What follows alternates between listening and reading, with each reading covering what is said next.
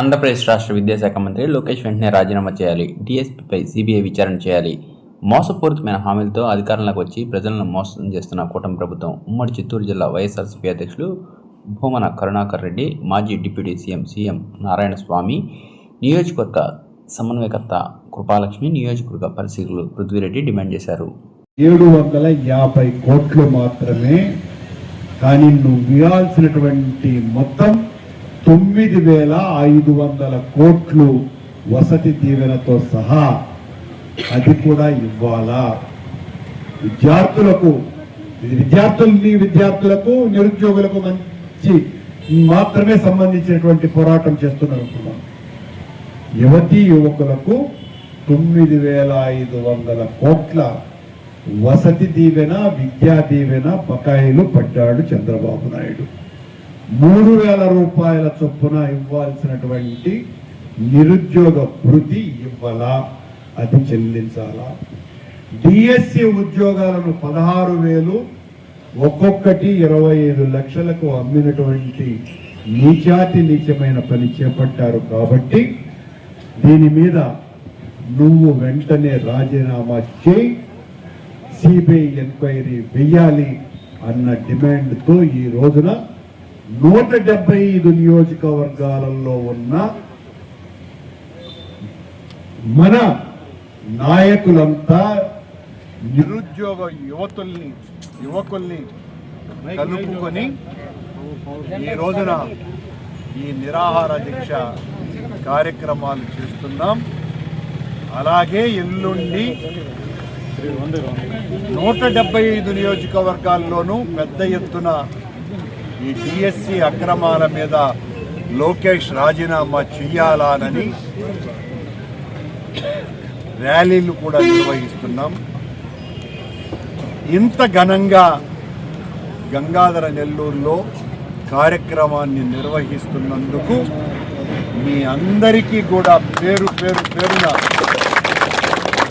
చాలా తృప్తిగా ఉంది. ఇలా జరగాలి పోరాటాలంటే, ఇలా ఉండాలి ఉద్యమాలంటే. మీరు నలుగురికి స్ఫూర్తిదాయకంగా నిలిచినారు. ఈ కార్యక్రమాన్ని ఇంత ఘనంగా నిర్వహిస్తున్నందుకు మరొక్క మారు కృపాలక్ష్మి గారిని అభినందిస్తూ కూడా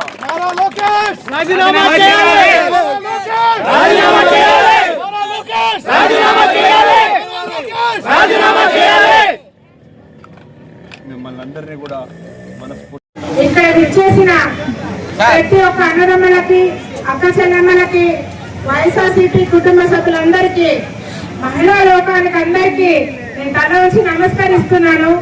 మన అధినేత అయిన జగనన్న గారి ఆదేశాల మేరకు ఈరోజు డిఎస్సి అభ్యర్థులకి జరిగిన అన్యాయానికి మనమందరము నిరాహార దీక్షగా 3వ రోజు ఇక్కడికి రావడం జరిగింది. నాతో పాటే ప్రతి ఒక్కరూ వాళ్ళ యొక్క బాధ్యతగా తీసుకొని వాళ్ళ యొక్క బిడ్డల భవిష్యత్తు కోసము నా వెనకాల నడుస్తున్నా, నన్ను ముందుకు నడిపిస్తున్న నా అన్నదమ్ములందరికీ, అక్క చెల్లెమ్మలకి మరొకసారి కృతజ్ఞతలు తెలియజేస్తున్నాను. జై జగనన్న, జై జగనన్న. ఈ రోజు మనం చూసినట్లయితే డిఎస్సి అభ్యర్థులకి ఎంత అన్యాయం జరిగింది అని ప్రతి ఒక్కరూ గమనిస్తున్నాము. వాళ్ళ యొక్క బంగారు భవిష్యత్తు కోసము కష్టపడి చదువుకొని ఈవెన్ మెరిట్ లో వచ్చినా కూడా వాళ్ళకి ప్రాపర్ జాబ్స్ లేకుండా వాళ్ళకి ఎంత అన్యాయం జరిగిందో మనం గమనిస్తాను. అదే విధంగా విద్య అనేది వాళ్ళ యొక్క సొంతంగా వాళ్ళు సంపాదించుకునే ఒకటి, అది కూడా వాళ్ళకి దక్కకుండా పేద ప్రజలకి వాళ్ళ యొక్క భవిష్యత్తుకి బంగారు బాట వేసుకునేటప్పుడు ఇలా అన్యాయం చేసిన కూటమి ప్రభుత్వాన్ని ఎంత మాత్రం న్యాయం అని మేమందరం నిలదీస్తున్నాము.